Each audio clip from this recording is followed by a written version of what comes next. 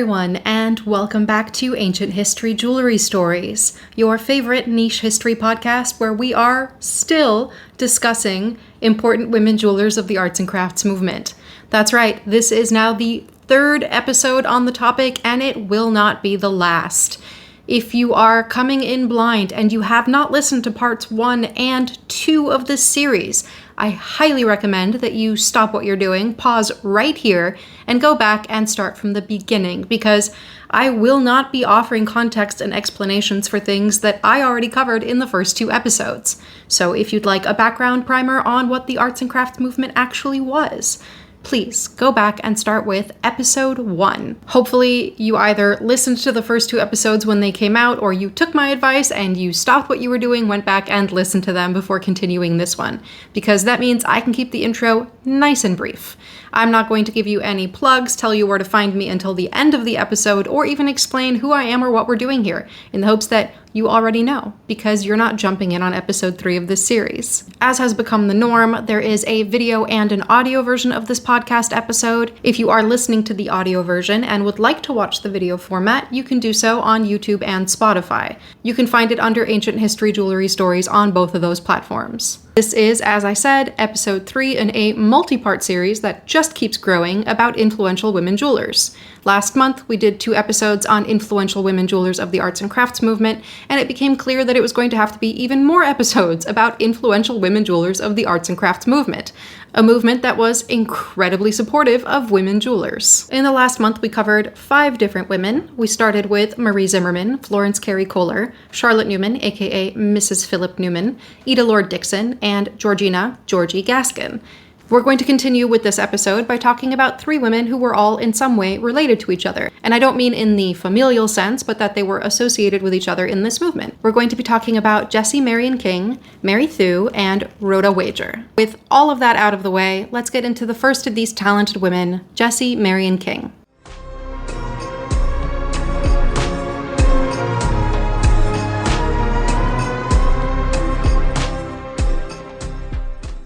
Jessie Marion King was born on March 20th, 1875 in Bearsden, Dunbartonshire, Scotland. I am sure I am probably pronouncing all of those words incorrectly. If so, please let me know in the comments. Jessie's father was a minister of the Church of Scotland, and as a result, she had a strict religious education. Unlike some of the women we've talked about in the previous episodes, she was discouraged from becoming an artist. When she was very young, Jessie would hide drawings that she made in school for fear of her mother finding them and tearing them up. She found solace in the family housekeeper, Mary McNabb, who was a formative influence and who Jessie considered a second mother. Mary McNabb seems to have had a major influence on Jessie's spiritual beliefs, telling her stories about Scottish folklore and mythology, including tales of fairies. I found it interesting that this was included in Jessie's Wikipedia page, but apparently she had a spiritual experience as a teenager, where she fell asleep on a hillside in Argyll and felt the touch of fairies. Apparently she continued to believe in fairies for the rest of her life. Despite her parents discouraging her from pursuing a career in the arts, Jessie began training as an art teacher in 1891 at Queen Margaret College in Glasgow. In 1892, she entered the Glasgow School of Art, where she went on to receive numerous awards for her work as a student.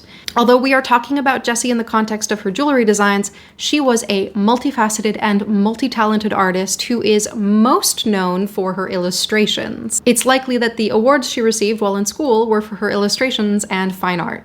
While most of her early works were illustrations, she did also write books, and soon would go on to become a very skilled jewelry designer.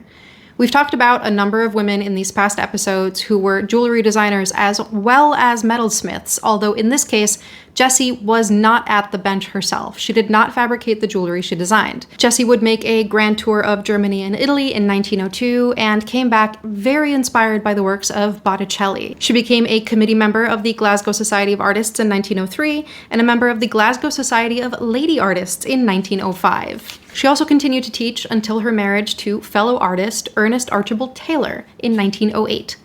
They were engaged for 10 years before getting married, which I think would have been kind of unusual at the time. But as I've learned about Jessie Marion King, a lot of what she did would have been considered very unusual for the time. She was truly a woman who decided that she was going to be an individual, regardless of whatever the social costs might be, but it did seem like she ran in just the right social circles for none of these things to seem completely out of the ordinary. Ernest, professionally known as E.A. Taylor, was a multifaceted artist himself. He was an oil painter, watercolorist, etcher, designer of furniture, interiors, and stained glass. So it seems like he and Jessie were the perfect match. And in keeping with the theme of doing things her own way, Jessie chose to keep her maiden name.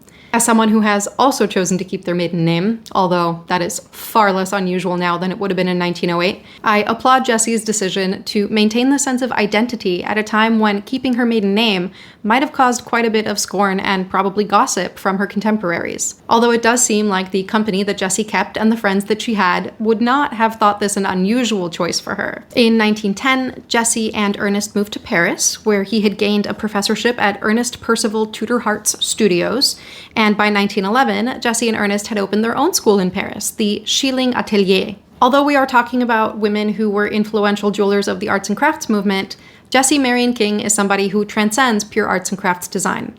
Her work is a combination of arts and crafts and Art Nouveau, movements that some people will argue are closely related and that others will argue have nothing to do with each other. And a lot of the work that she did during her time in Paris is considered to be some of the founding design work of the Art Deco movement. As we look at some of her jewelry, we will be able to see some of these burgeoning ideas and how some of the simplicity and geometric motifs of the early Art Deco movement were showing up in her own work. World War I meant that Jessie and her family, because at this time they had had a daughter, had to move back to Scotland, and they returned to settle in Kirkcudbright, which, again, I'm probably saying wrong, in a house known as Greengate, which Jessie bought before she was married. Again, very unusual for the time, and I cannot help but love Jessie's independence. At Greengate, Jessie and Ernest gathered artists around them in an artists' colony, which was known as the Greengate Close Coterie. Friends and visiting artists would come to stay in the cottages located in the alley behind the Greengate house, and these cottages were named for the colors of their doors. Jessie is considered one of the Glasgow Girls, who was a group of female artists and designers, which included Jessie, of course, Mary Thew, who we're going to talk about next, the sisters Margaret and Frances MacDonald, Bessie McNichol, and Helen Paxton Brown. Not all jewelry designers, but all incredibly talented and influential artists. In fact, the sisters Margaret and Frances MacDonald are credited with being two of the artists who helped launch the Art Nouveau style. Jessie would continue to live in Greengate for the rest of her life, eventually passing away on August 3rd, 1949. One of my favorite tidbits that I came across when researching Jessie's life is that she was described as an eccentric who dressed flamboyantly and had a fondness for wide-brimmed hats and buckled shoes, two things that had fallen out of style long before she was wearing them. There are also quotes from people who knew her in her childhood who recounted how they would see Jessie flying down the street on her bicycle wearing her wide-brimmed hats and her crazy shoes, and that many people considered her to be a witch. All in all, it sounds like Jessie is someone who I would have loved to be friends with, and it is no surprise that she's the sort of person that other artists gravitated towards. So now let's talk about the jewelry. In the past 2 episodes, we've talked about women who were both jewelry designers and metalsmiths, women who both came up with the designs for their work and then fabricated those pieces at their benches. Jessie Marion King, however, was not a metalsmith. She was, however, an incredibly talented jewelry designer, and the majority of her designs were made for the luxury department store Liberty. Liberty, which opened in 1875, is known for its close connection to art and culture, as well as, of course, its floral print fabrics. Most people who are familiar with Liberty nowadays are probably going to be familiar with their beautiful, bold, colorful, floral printed fabrics. Liberty helped develop the Art Nouveau style through its support and encouragement of designers and artists, and was also integral in selling arts and crafts style jewelry and design. I did visit Liberty while I was in London. The building that it's in is absolutely worth a visit on its own. It's a beautiful Tudor-style construction built in the 1920s using parts from 2 different wooden ships. And of course today, they are no longer selling exquisite handcrafted Art Nouveau and arts and crafts design. They sell a lot of brands that you would expect to see in other high-end department stores, but there is still an entire floor devoted to their beautiful floral printed fabrics. It's very likely that Jessie started working with Liberty around 1900 when she started by designing wallpapers and fabrics, and shortly after the turn of the century, she was commissioned to design jewelry and silverwork for Liberty's Cymric range.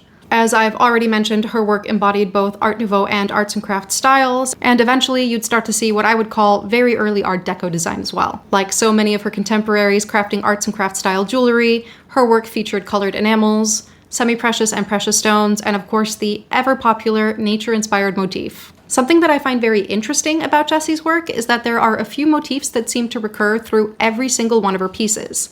One of them is the lily of the valley, or three-pointed flower, and the other is the leaf or bud shape, almost always shown as symmetrical, sinuous vines. These motifs come back over and over and over again, whether it's in the purely arts and crafts style pieces, the more Art Nouveau style pieces, or the later starting to be Art Deco style pieces. The colors she seemed to use most often were blues and greens, which is not unusual for arts and crafts style jewelry, but she also seemed to heavily favor purple, which is a bold color for a woman who seemed to have very bold ideas. Because Jessie did not fabricate these pieces herself, and they were fabricated by the craftsmen working for Liberty, there is actually a really comprehensive record of the pieces that she designed for them. You can find dozens, if not hundreds, of Jessie King's designs for Liberty in their original catalogs. Not every artist is great at documenting their own work, so it's nice to know that Liberty has a full record of the pieces that Jessie designed. Although she may have been better known for her illustrations, her jewelry work definitely contributed quite a bit to the world of arts and crafts jewelry. So let's move on to the next jeweler we're talking about in this episode, a woman who was not only a contemporary of, but was close friends with Jessie King, Mary Thew.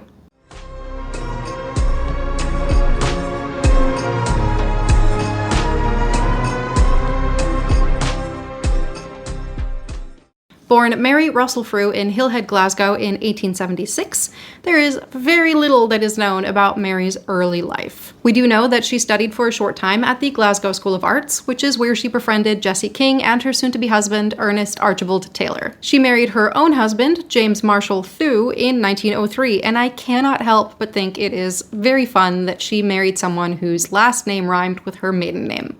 James was an engineer, and apparently he enjoyed silversmithing as a hobby. He loved to make pieces for Mary, and eventually she would share his hobby and started making pieces for herself. Unfortunately, James died young after just a few years of marriage, and in order to support herself and her young son, Mary decided to turn this hobby into a full-fledged career. She took a 4-course class in jewelry making from the woman we're going to be talking about next, Rhoda Wager, and set off to create a career for herself.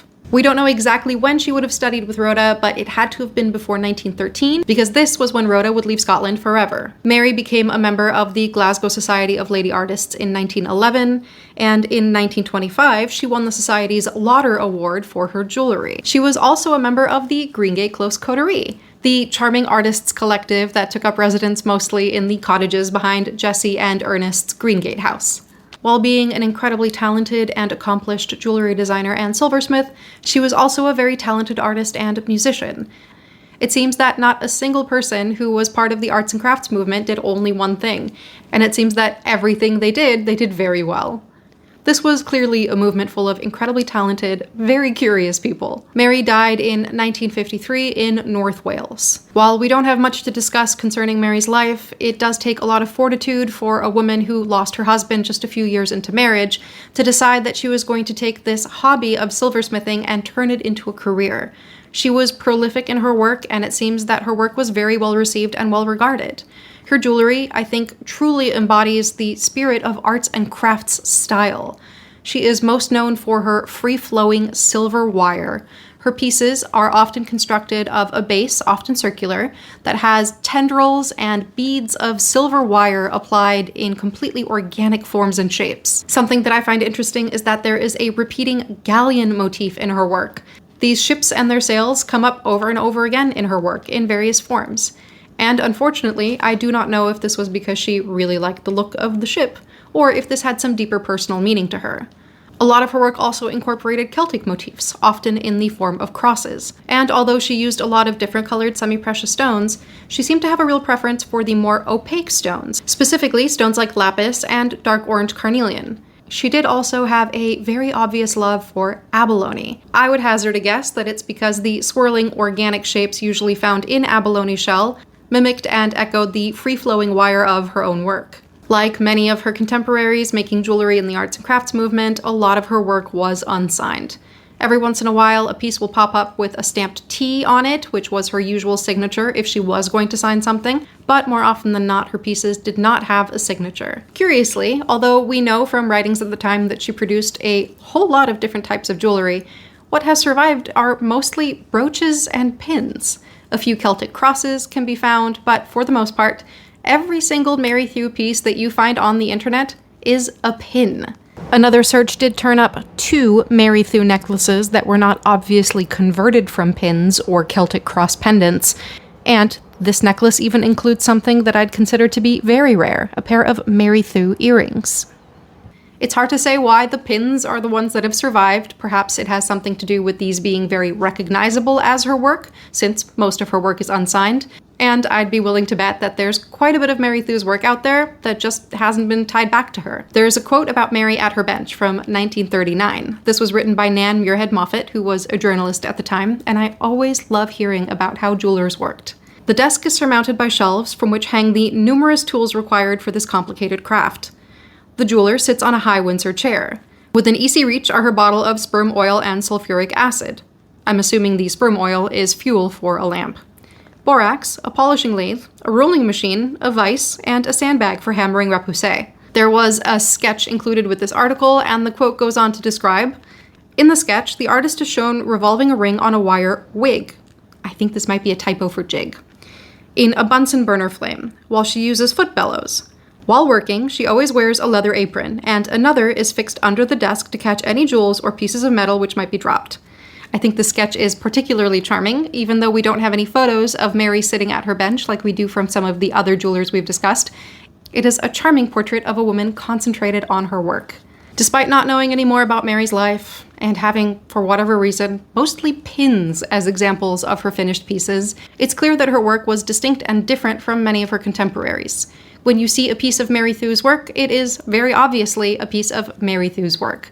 Her work shares some similarities with that of other women we've discussed in previous episodes, and even more similarities with women we have not yet discussed, such as Sybil Dunlop and Doreen Rossiter, but for the most part, I think her design is incredibly distinctive. If I came across an unattributed Mary Thew piece in the wild, I feel fairly confident that I'd be able to identify it. As I keep saying, I wish we knew more about these women. Those are very meager crumbs to be able to discuss about a woman whose work was so distinctive, and I'm sure had an interesting and lovely friendship with Jessie King and the other artists of the Greengate Close Coterie. And now we get to the last woman we're discussing in this episode, the woman who would teach Mary Thew her silversmithing skills, Rhoda Wager.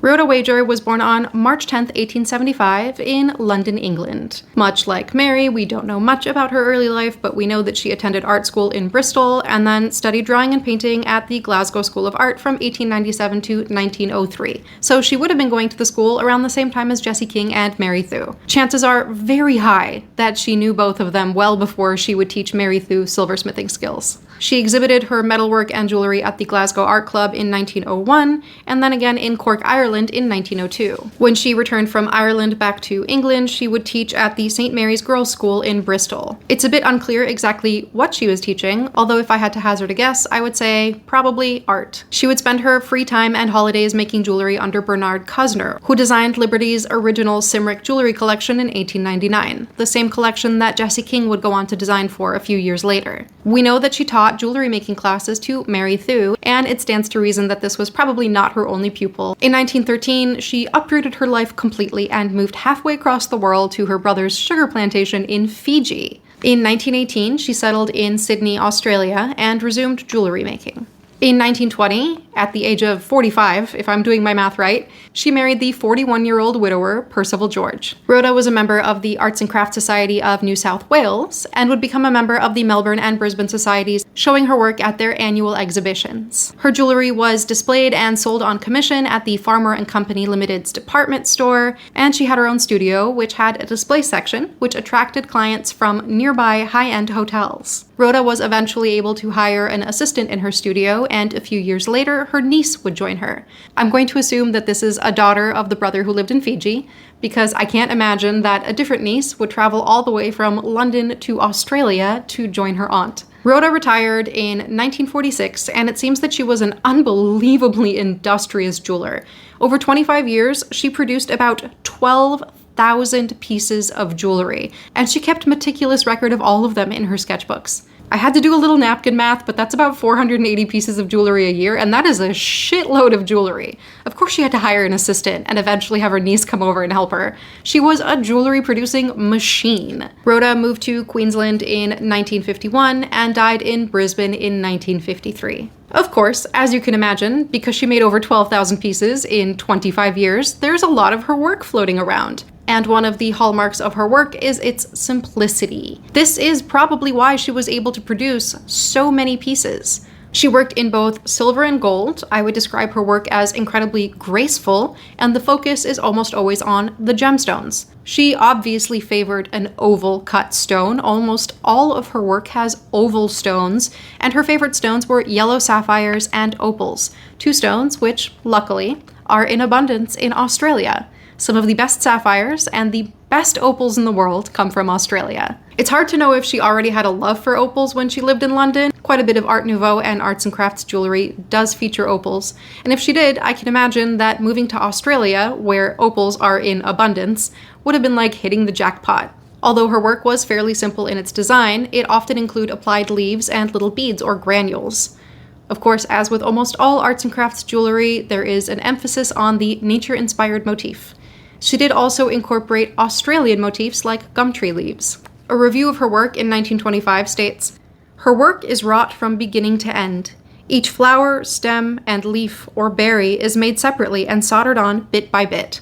So, in a kind of simpler version of Georgie Gaskin's work that we discussed in the last episode, she would meticulously handcraft these little flowers, leaves, and berries, and apply them all onto her pieces one by one. She was still working during World War II, but she was restricted to making wedding and engagement rings at this time. I haven't found any diamond rings made by Rhoda, so I'm going to assume that she was making wedding and engagement rings with colored gems. Again, I'm sounding like a broken record. I really wish we knew more about Rhoda's life. A woman who produced over 12,000 pieces of jewelry in 25 years is a woman who had a tremendous work ethic and clearly loved what she did. Looking at her work, there's an obvious delight in the gems that she used, and I have to wonder, was making jewelry just a way for her to be able to work with the stones that she loved so much? I do know what it feels like to have a deep love for gemstones and how making jewelry can be a sort of enabling gateway to collecting more of them than you know what to do with.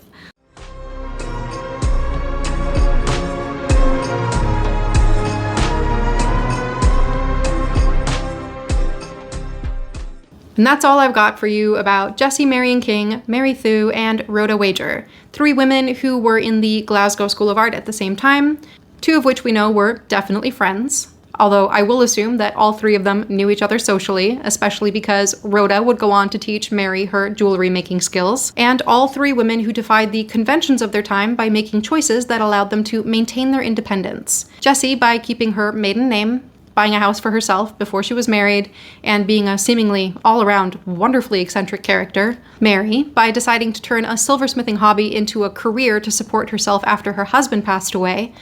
And Rhoda, who moved halfway across the world and then got married at 45. All things that would have been at least slightly shocking at the time. But as I've learned, not a single woman who was an influential part of the arts and crafts movement could have been considered a shrinking violet. There is definitely a reason why these women were drawn to this design movement, and this design movement fostered and uplifted these sorts of women. While there's not that much info out there about these women, I did get some great information about Jessie and Mary from a lovely website called inglenookery.com. I will link their pages in the episode notes. Most of the information out there about Jessie King is about her illustration work, so I was very grateful to find this resource. And with that, we have finished yet another episode about influential women jewelers of the arts and crafts movement. I still have quite a list to get through, and I only have one episode left to devote to these women before I move on to the influential women jewelers of later in the 20th century. Right now, my list still consists of May Morris, Amy Sandheim, Ernestine Mills, Sybil Dunlop, Doreen Nossiter, and Phoebe Triquare. I have learned that some of these women have absolutely zero information available about them online, so what the last episode of this series is probably going to look like is an exploration of the ones who we do know about, which is going to be mostly May Morris, Ernestine Mills, and Sybil Dunlop, and then just a little conversation about the works of the ones that we don't have any information about. Anything that I cannot fit into the last episode about women jewelers of the arts and crafts movement, I will be putting together into a Patreon exclusive video. If there is anything that I can't fit or any jewelers that I find after the fact, because really I can't keep squeezing them in here, I will put it on Patreon, along with photos and videos of all of the pieces by these women that I was able to see when I was in London. I saw quite a few pieces at the Victoria and Albert Museum in the Permanent Jewellery Gallery. Which brings me to the only bit of advertising that I do on this podcast, my plugs. If you find value in what I do, if you enjoy watching my videos or listening to or watching my podcasts, and you would like to help support me in continuing to do this, you can join me on Patreon. There are a few different tiers of membership, which include different benefits, and the highest tier of membership allows you to request custom videos. There are polls for all of the tiers of paid membership for you to vote on for future videos and podcast topics. But if you join at the highest level of membership, you get to tell me what I should make a video about. Well, I realized while editing this podcast that I completely forgot to give the actual Patreon link. So you can find my Patreon at patreon.com/ancienthistoryyjewelrystories. If you would like to see my own jewelry work, the pieces that I make using mostly ancient techniques, you can find that at shopmoonhoney.com. If you would like some merch for this podcast, you can find that by going to shopmoonhoney.com and navigating to the Ancient History Jewelry Stories page. I am currently brainstorming some new tote bags, including one about how Queen Mary of Teck was very likely to steal your jewelry. And every once in a while, I do ask people what kind of merch they'd like to see, so leave me a comment if you have any fun ideas. If you'd like to watch my short videos, you can find those on Instagram, TikTok, and YouTube under moonhoney.jewelry, and on Facebook as just Moonhoney Jewelry. And of course, if you liked what you heard or watched, leave me a comment, a rating, a review, tell a friend, tell a family member. Every little bit helps this podcast get out to a broader audience, and if I'm spending 6 to 10 hours recording and editing these, I would love for these to reach a broader audience. As always, thank you for being here, thank you for listening or watching, and I'll see you in a couple of weeks for more ancient history jewelry stories. And now, of course, it's time for a shout out to my paid Patreon members. This list is starting to get a little unwieldy, and that is a problem I love to have. A huge thank you to all of you who have chosen to support me in this crazy jewelry venture. I love you from the bottom of my heart.